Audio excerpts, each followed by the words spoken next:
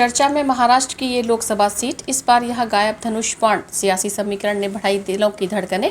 ओम प्रकाश तिवारी, मुंबई। महाराष्ट्र के परभणी लोकसभा क्षेत्र में मुस्लिमों की आबादी अच्छी खासी है। इस क्षेत्र में अविभाजित शिवसेना 1989 से ही खानिया बांध धनुष बाण का नारा देकर सांप्रदायिक ध्रुवीकरण के सहारे यहाँ के लोकसभा चुनाव जीती आई है।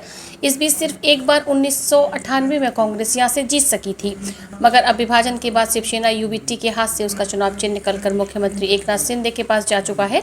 साथ ही महाविकास आघाड़ी का हिस्सा बनने के बाद उद्धव ठाकरे की हिंदुत्वनिष्ठ विचारधारा पर भी सवाल खड़े होने लगे हैं। ऐसे में परभणी के बहुसंख्यक मतदाता इस बार किसके साथ खड़े होंगे, ये सवाल बना हुआ है। परभणी जिला महाराष्ट्र के मराठवाड़ा क्षेत्र का हिस्सा है। आजादी से पहले पूरा मराठवाड़ा हैदराबाद के निजाम की रियासत का हिस्सा था। परभणी में 24% से अधिक मुस्लिम आबादी है। यही कारण है कि 1985 के बाद जब शिवसेना प्रमुख बाला साहब ठाकरे ने हिंदुत्व की राजनीति शुरू की तो मुंबई के बाहर मराठवाड़ा में ही अपना विस्तार करना शुरू किया।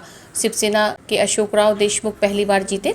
शिवसेना के भाजपा के साथ सीटों के बंटवारे में मराठवाड़ा की ही ज्यादा सीटें ली। उनमें परभणी की भी एक सीट थी, जहां से 1989 में पहली बार शिवसेना के अशोकराव देशमुख चुनकर आए। हालांकि उस समय तक शिवसेना को उसका चुनाव चिन्ह धनुष बाण नहीं मिला था, इसलिए अशोकराव देशमुख निर्दलीय ही चुनकर आए थे। लेकिन जब शिवसेना को उनका चुनाव चिन्ह धनुष बाण मिल गया तो उसने परभणी में खान या बान का नारा देना शुरू कर दिया था। अब बदल चुके हैं समीकरण। परभणी की हिंदू आबादी शिवसेना के पक्ष में मतदान करती रही और 1998 का एक चुनाव छोड़कर वह लगातार यहाँ से जीतती भी रही। शिवसेना यूबीटी ने इस बार भी अपने 2 बार के सांसद संजय यादव को ही अपना उम्मीदवार बनाया है, लेकिन अब समीकरण बदल चुके हैं। अब शिवसेना में विभाजन के बाद शिवसेना यूबीटी के हाथ से उसका चुनाव चिन्ह धनुष बाण निकल चुका है। अब तो शिवसेना यूबीटी के परभणी कार्यालय में मुस्लिम कार्यकर्ता भी अच्छी संख्या में दिखाई देते हैं, तो सवाल खड़ा होने लगता है कि अब तक उसके साथ हिंदू रहा मतदाता इस बार शिवसेना यूबीटी का नया चुनाव चिन्ह मशाल उठाकर चलेगा क्या?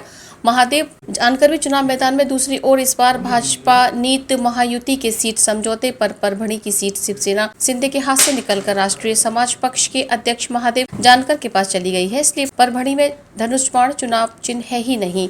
धनगर समाज के नेता एवं राज्य के पूर्व मंत्री महादेव जानकर ही यहाँ से महायुति उम्मीदवार है। उनका चुनाव चिन्ह सीटी है। बारामती से लड़ा था पिछला चुनाव। महादेव जानकर को महाराष्ट्र भाजपा के दिग्गज नेता रहे स्वर्गीय गोपीनाथ मुंडे का करीबी माना जाता है। 2014 में वे बारामती से चुनाव लड़कर शरद पवार की पुत्री सुप्रिया सुले को अच्छी टक्कर दे चुके हैं। परभणी में उनके धनगर समाज सहित ओबीसी वर्ग की अच्छी आबादी भी है।